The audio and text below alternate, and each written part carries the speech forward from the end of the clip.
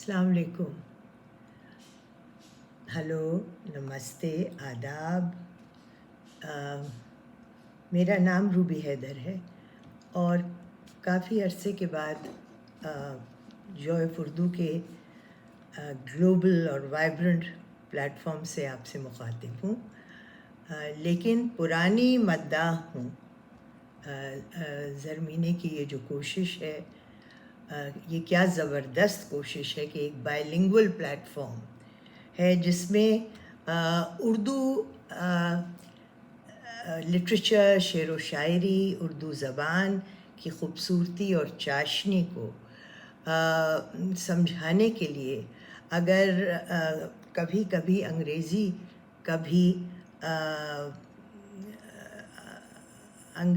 کو بھی اپنایا جائے تو کوئی حرج نہیں ہے، کیونکہ بہت سے پاکستانی جو ملک سے باہر چلے گئے ہیں، ان کے بچے generations have been born there، وہ اردو سے ایک نیچرلی دور ہو گئے ہیں، اور تو ان کو واپس لانے کے لیے، ان کو رغبت دلانے کے لیے اپنی زبان سے، کیونکہ اتنی پیاری پیاری زبان ہے، تو کبھی کبھی انگریزی کا بھی سہارا لینا پڑتا ہے. یہ بائی لنگول پلیٹ فارم ہے، لیکن اس کی ایسنس یہی ہے کہ اردو سیکھیے اور اس کی راحت، اس کی خوشی محسوس کریے. یہی اسی لیے جوائے آف اردو کہلاتا ہے. بہرحال تو آج شام کچھ اداس سی شام تھی. میں اکیلی بیٹھی ہوئی تھی اپنے کمرے میں اور ٹی وی دیکھ رہی تھی اور آئی پیڈ دیکھ رہی تھی. کوئی خاص کسی طرف میرا دھیان نہیں تھا، اور ٹی وی پہ وہی جو دیکھ رہے ہیں 2-3 ہفتے سے، اور بچے، اور مطلب کچھ سمجھ نہیں سکتے، خصوصاً جب بچوں کی صورتیں دیکھتے ہیں گرد میں اٹے ہوئے، زخموں سے چور، کیا کہیں ان کو، پھولوں کی طرح جو مسل دیے گئے، تو کچھ عجیب سا دل ہو جاتا ہے. تو خیر ایک کتاب تھی میرے پاس پڑھی ہوئی، میں نے جو اس کو دیکھا تو وہ فیض احمد فیض کی کتاب ہے اور ان کے کلام سے انتخاب ہے، اور یہ آکسفورڈ کی سیریز اردو ورثہ کی ایک چھوٹی سی کتاب ہے، اور یہ میرے بیڈ سائڈ ٹیبل پہ پڑی رہتی ہے. تو کچھ انہوں نے اس وقت جو میں محسوس کر رہی تھی، یعنی کہ جو میں ایک عجیب سا دکھ محسوس کر رہی تھی، اور جیسے ایک قسم کا سناٹا تھا میرے اندر. یہ جو ٹی وی کے اوپر امیجز تھے، یہ دیکھ کے میں I didn't know what to make out of that. Was I going to be a spectator every day to something like this? Was it possible that something like this would become part of our daily viewing, whether in our hands, on our telephones, or on our television sets? Where has man come? I didn't understand. تو کچھ مجھے ایک عجیب سا despair, ایک عجیب سی بے قراری لگی. تو فیض کی یہ جو کتاب تھی، اس کو کھولا تو مجھے ایسا لگا جیسے فیض میری مزاج کے جو اتار چڑھاؤ اس وقت ہو رہے تھے وہ سمجھ گئے ہیں، اور انہوں نے جو بیان کیا ہے وہ ایسا لگتا ہے جیسے میں نے ان سے باتیں کی اور انہوں نے میری کیفیت سمجھ کے یہ کہا کہ یہ کیسا وقت ہے، کیسا وقت ہے. تو یہ جو ان کی نظم ہے، اس وقت تو یوں لگتا ہے، میں جوائے آف اردو کے پلیٹ فارم سے آپ سب سے شیئر کرنا چاہتی ہوں، کیونکہ میرا خیال تھوڑے سے غم بٹ جاتے ہیں آپس میں، تو وہ تھوڑی سی ان کی انٹینسٹی میں کمی آ جاتی ہے. Sharing is therapeutic. اس وقت تو یوں لگتا ہے، اس وقت تو یوں لگتا ہے، اب کچھ بھی نہیں ہے، مہتاب نہ سورج، نہ اندھیرا نہ سویرا. اس وقت تو یوں لگتا ہے، اب کچھ بھی نہیں ہے، महताब न सूरज न अंधेरा न सवेरा, आँखों के दरीचों पे किसी हुस्न की चिलमन, और दिल की पनाहों में किसी दर्द का डेरा। यानी एक अजीब किस्म की डेसोलेशन को बयान कर रहे हैं. द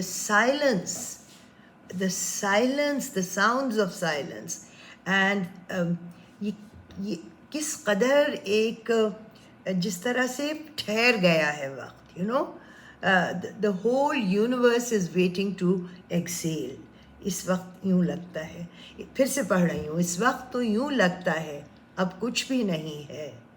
इस वक्त तो यूँ लगता है अब कुछ भी नहीं है, महताब न सूरज न अंधेरा न सवेरा, आँखों के दरीचों पे किसी हुस्न की चिलमन, और दिल की पनाहों में किसी दर्द का डेरा.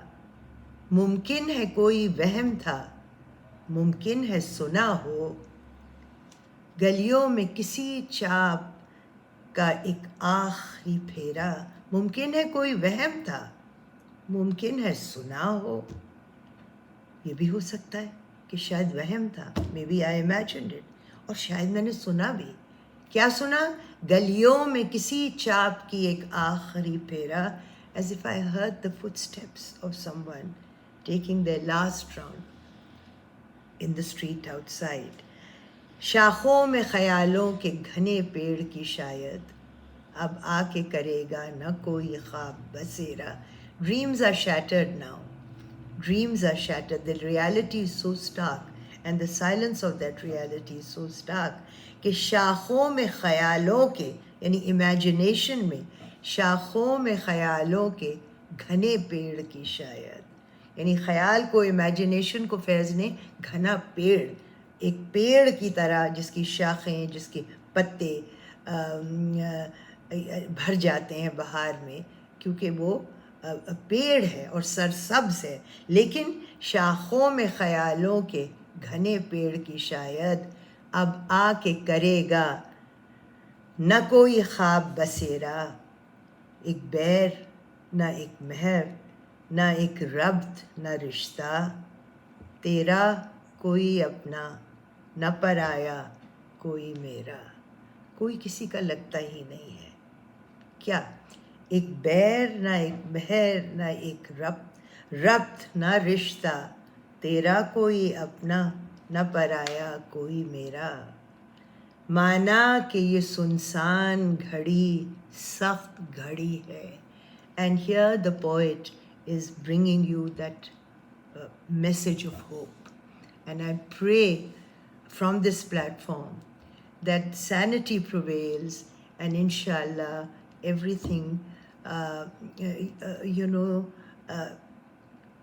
all this death and destruction that we are seeing is, it just comes to a halt, and people live in peace. ये एक ख्वाब है, लेकिन ख्वाब देखने में कोई हर्ज नहीं है. तो फैज़ क्या कह रहे हैं इसको ख़त्म करने के लिए, इस नज़म को जिसकी बिगिनिंग आपने सुनी थी, इस वक्त तो यूँ लगता है अब कुछ भी नहीं है, महताब न सूरज न अंधेरा न सवेरा. ख़त्म करते हैं. माना कि ये सुनसान घड़ी सख्त घड़ी है, माना कि ये सुनसान घड़ी सख्त घड़ी है, लेकिन मेरे दिल ये तो फ़कत एक घड़ी है. लेकिन मेरे दिल ये तो फ़कत एक घड़ी है. We agree, the poet agrees that this moment is a moment of despair and desolation. However, he says to his heart, ये तो फ़कत एक घड़ी, this moment is just a moment. This moment is just a moment. हिम्मत करो जीने को तो एक उम्र पड़ी है. माना कि ये सुनसान घड़ी सख्त घड़ी है, लेकिन मेरे दिल ये तो फ़कत एक घड़ी है. हिम्मत करो जीने को तो एक उम्र पड़ी है. तो इंशाल्लाह ये एक घड़ी है ایک رات ہے جو گزر جائے گی، اندھیرا ہے لیکن سویرا آئے گا. The darkest night also passes and dawn ever breaks bright and shining. So on that prayer for peace, اللہ کرے دنیا میں انسان کے ساتھ انسانیت سے پیش آئے. شعیب اردو کے پلیٹ فارم سے آپ سے بس کچھ اپنے سینٹیمنٹس شیئر کرنا چاہتی، جی چاہا ایک دم. اور کبھی کبھی وہ کر لینا چاہیے جو جی چاہتا ہے. اقبال نے شاید کہا ہے، کیا کہا، لیکن کبھی کبھی اسے تنہا بھی چھوڑ دے، لازم ہے دل کے ساتھ رہے پاسبان عقل. یہی سوچنا چاہ رہی تھی کیا کہوں، یعنی کہ ضروری ہے کہ آپ اپنی عقل سے اپنے ڈیسیشنز کریں. لازم ہے دل کے ساتھ رہے پاسبان عقل. Don't let your heart go deciding making big decisions for you, لیکن کبھی کبھی اسے تنہا بھی چھوڑ دے، یعنی کہ کبھی کبھی let your heart take over. تو میرا خیال آج شام ایسا ہی ہوا کہ میرا جی چاہا آپ لوگوں سے بات کروں. اچھا لگا، امید ہے آپ کو بھی اچھا لگا ہوگا. شب بخیر، خدا حافظ، پھر ملیں گے اچھے وقتوں میں.